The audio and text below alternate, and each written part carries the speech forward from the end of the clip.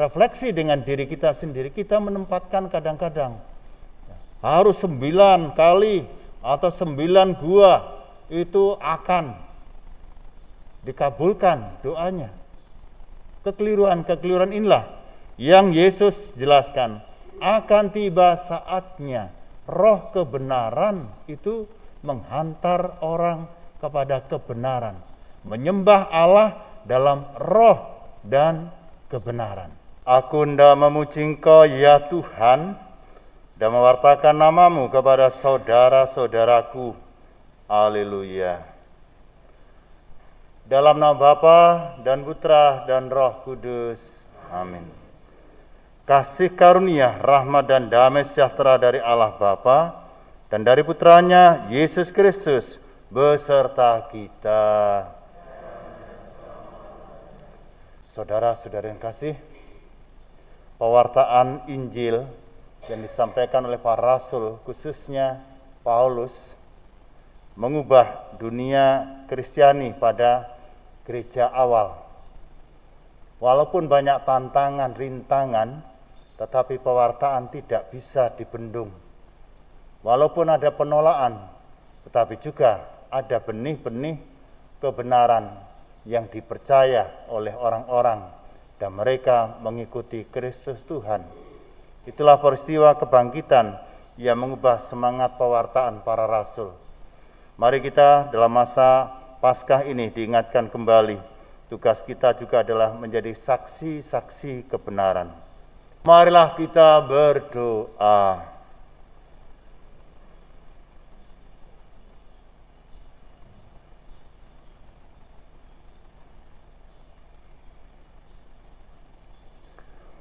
Allah Bapa yang kekal dan kuasa, penuhilah kami dengan roh-Mu, agar kami merasa senang di dalam bait-Mu, agar merasa lega menjadi orang yang menyerupai Yesus Adam baru, Gembala dan pemimpin kami.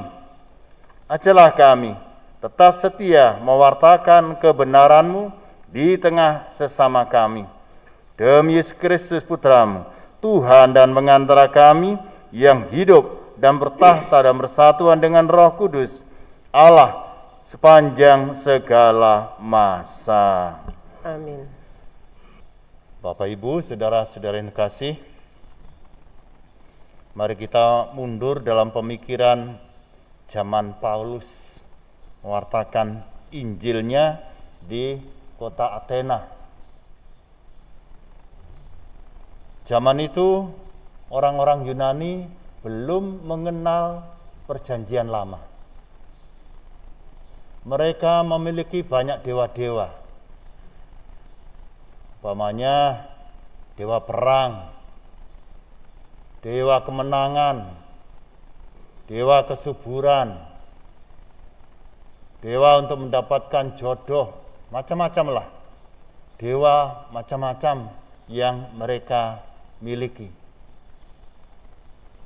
Maka tidak heran ketika tadi Paulus berjalan-jalan menemukan tulisan bagi Allah yang tidak dikenal. Tidak dikenal namanya. Disitulah katekese Paulus masuk. Apa yang tidak dikenal, itu yang diperkenalkan. Walaupun pada awalnya adalah penolakan. Kebenaran itu satu, bukan banyak. Kebenaran itu bersumber dari Allah, dan itu yang diwartakan oleh Kristus dalam Injil. Dulu dan sekarang, apakah kita sebagai orang Katolik tidak juga jatuh dalam sikap-sikap seperti orang-orang Yunani? Kita juga bisa jatuh dalam hal ini, yaitu menganggap hal-hal yang kurang lurus, kurang benar. Contoh yang dilakukan oleh umat Katolik sendiri. Oh, kalau saya berdoa, saya berziarah, di Gua Maria sana lebih mandi. Kalau saya di Sendang sono lebih mantap. Oh, kalau saya ziarah di Sendang Sriningsih pasti dikabulkan doanya. Sikap-sikap ini sebenarnya salah. Sama saja kita akan mendewakan. Jangan-jangan nanti juga tempat kita ini dianggap lebih daripada yang lain. Ini kekeliruan-kekeliruan yang perlu ya di dalam katekese umat. Kalau itu yang dicari, maka kita mendewakan tempat, mendewakan patung-patung. Yang kebetulan di gereja kita juga banyak patung. Bagaimana kita bisa menjelaskan kepada saudara-saudari kita, khususnya di kalangan saudara kita Kristen, benar orang Katolik itu menyembah patung. Kalau kita tidak refleksi dengan diri kita sendiri, kita menempatkan kadang-kadang harus 9 kali atau 9 gua itu akan dikabulkan doanya. Kekeliruan-kekeliruan inilah yang Yesus jelaskan.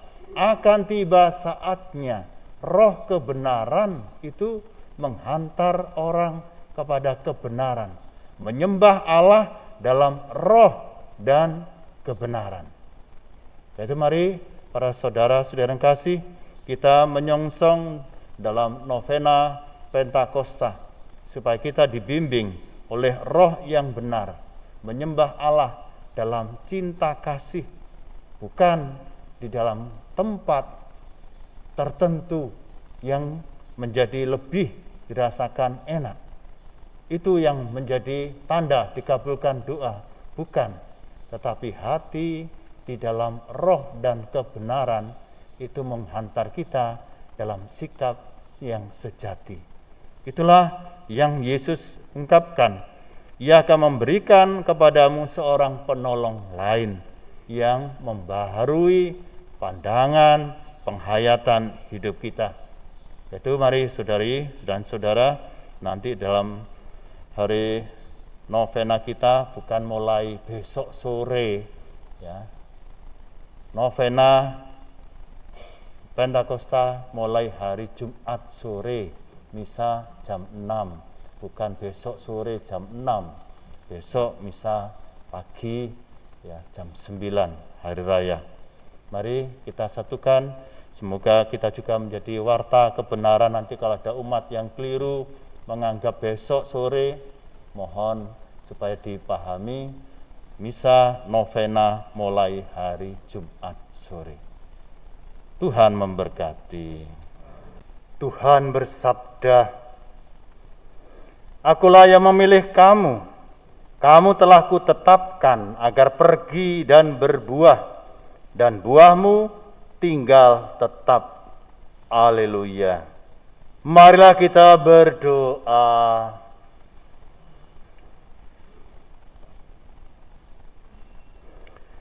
Allah Bapa sumber kebahagiaan, kami bersyukur atas janji kehidupan yang telah Kau terima, yang telah kami terima melalui sabda-Mu.